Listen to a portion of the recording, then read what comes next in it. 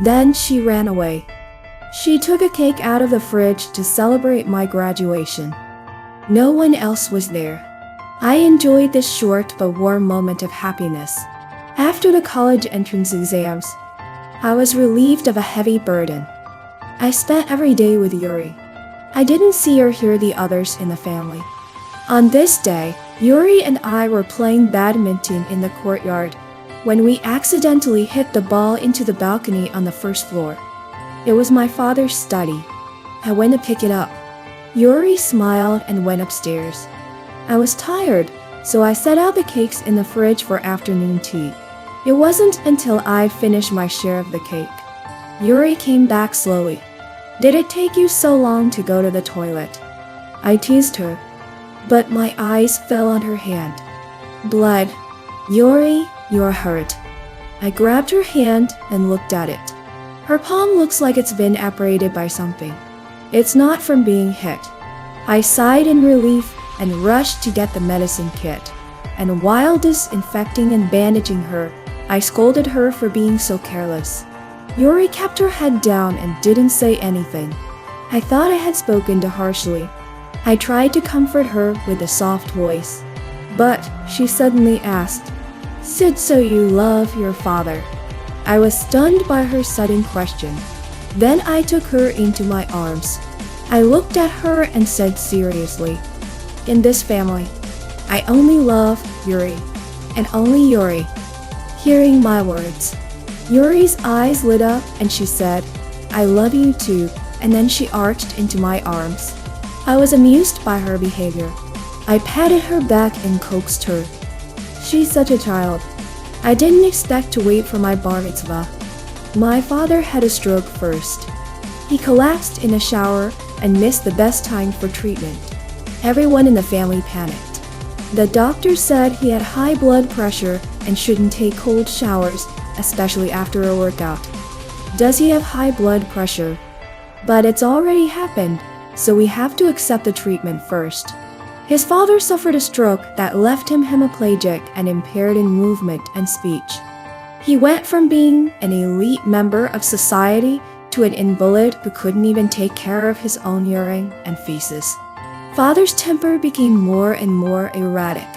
Auntie Wu only took care of him for a few days, but she couldn't take it anymore. So she found all sorts of excuses to stay at the hospital for an hour or two before going home. Perla did shed a few tears of real emotion, but it didn't stop her from traveling. I stood by the hospital bed with a bowl of congee and looked at my father lying there. "Dad, try some. I made it especially for you." I scooped up a spoonful of congee and put it in his mouth. The moment it hit his mouth, his eyes went wide. He made a sound like a broken speaker in his throat. "How is it? Isn't it delicious?" I smiled and gave him another spoonful. "This congee is fine. It's just a little hot from the oven." The way he looked at me made me angry, despite his screams. I poured spoonful after spoonful into his mouth. "Is that bad? Maybe this is retribution for killing Mom." But it came too late. His eyes were wide with horror. I whispered in his ear, "You had no idea." She couldn't hold out much longer, so she decided to go along with you too. The funny thing is, before she left, she told me not to hold it against you and Annie Wu. "How did you treat me and Yuri? You are the one who wronged us." My father became agitated at my words and his condition deteriorated. I rushed out of the ward and called the doctor. "I don't care what you have to do. Please cure my father. Today is my 18th birthday." I woke up early, put on my makeup and the prettiest clothes and went to the hospital. After the resuscitation, my father was saved, but he's in bad shape. "Dad, today I'm an adult. Are you happy?" He closed his eyes and wouldn't look at me. I knew he could hear me. So I continued. "You haven't got a license yet, right? Do you think that if you die, as the daughter of your first wife, do I have the right to kick them out?"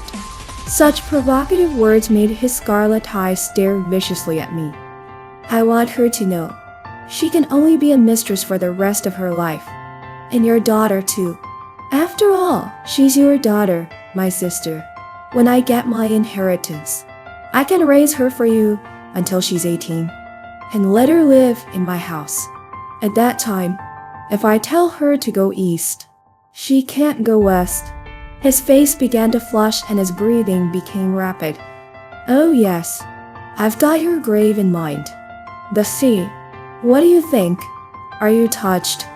That was the last dose I gave him. I saw him lying upright on the bed. I squeezed out a few tears. Doctor, doctor, come on, come on. A few minutes. The doctor came out and comforted me. I'm sorry, I'm sorry. I closed my eyes in pain. After a long time, the nurses all came to comfort me. After all, I was the only one who came to see him every day. The last time too. I begged in front of everyone to cure him. From their point of view, I must have been in a lot of pain. You can pack up and leave now. Oh, sit up straight on the sofa. What are you talking about? I'm talking. Get out of here. Why would you do that? Because this is my home. She snorted. Ask your father. Whose house is this? My father is dead. She froze for a long time and yelled at me. You bitch, how dare you curse your father? I slowly pulled out the death certificate and threw it in her face. Just now, he died of a brain attack. That's impossible. It's a fake. It's a fake. It's from the hospital. And this one, if you can't see it, go upstairs and get a magnifying glass. She stared at me with red eyes. I'm her wife. You can't kick me out. Fucking wife. I'm sorry. I'm sorry. I couldn't help it. Did you get a license? You're just the one he's having an affair with. Get the fuck out of here. No, no, no, no, no, no. I have Petra. I'm Petra's mom. Perla needs me. And the inheritance. Pilar was your father's daughter. She's the one who should inherit your father's legacy. It's a pity Dad died so suddenly. He didn't make a will. Petra does have an inheritance, but only a third. She's still a minor. I'll keep her share for her. Why? I'm her mother. My father is dead. Who can prove she's my father's daughter? Wu shouted. We can do a paternity test. I looked at the time. My dad's body should have turned to dust by now.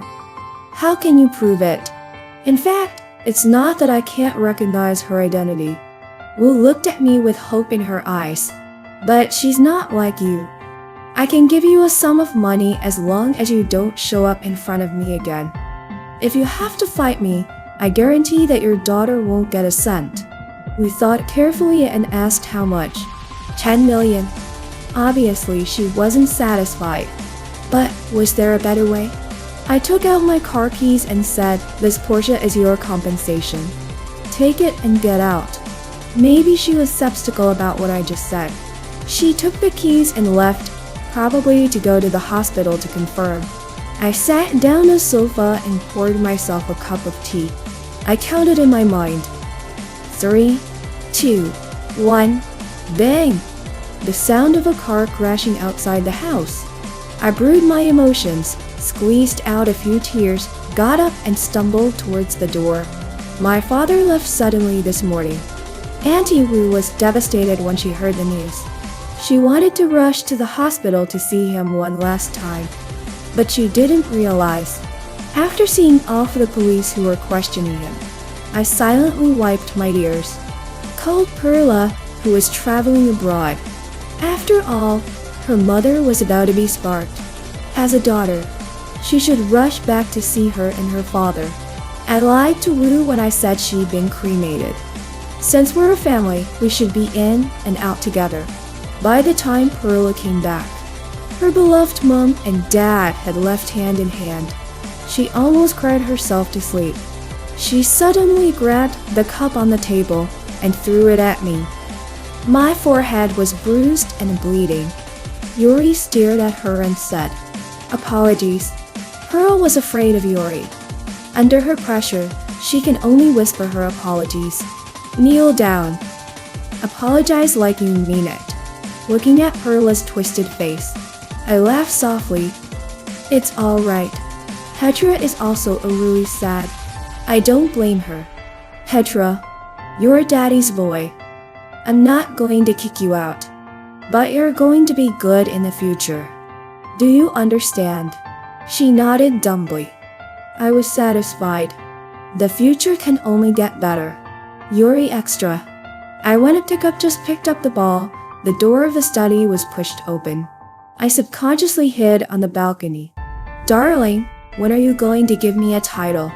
There's no hurry. Their mother just died a few months ago. It's too soon for me to marry you. I'm fine. It's just Perla. I'm afraid she'll suffer. Don't worry about that. This family will be Pella's from now on.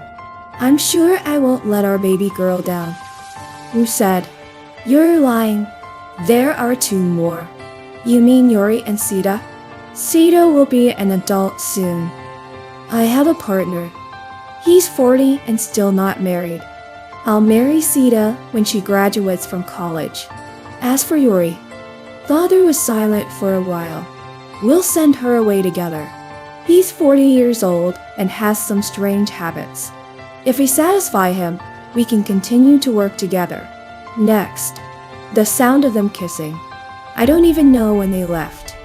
By the time I reacted, the badminton ball in my hand had already been crushed. Last time when I burned Perla's hair, I didn't handle the process well enough and made my sister worry. I'll be more careful this time. After my observation, I found that my father is very concerned about maintenance. I replaced all the health supplements he used to take with hormone pills. The aim was to raise his blood pressure without his knowledge. This year's summer was particularly hot. The air conditioning in the house is on 24 hours a day. So all he had to do was break it while he was working out at home. He probably never thought, how could a healthy man have a stroke in a cold shower? Everyone will think it was an accident. After all, he initiated the workout and the shower too. And all I had to do was change the health supplements back. Hella extra. I've never looked forward to a holiday so much. Because I can't stand being alone with Yuri anymore. She's a monster. She's only good in front of Sita. Sita knows what she's doing. But she's condoning it. Or maybe she's the one behind it all. Oh my god. These sisters are horrible. When I'm an adult and don't have to depend on her anymore, I'm going to run away from this place. End of story.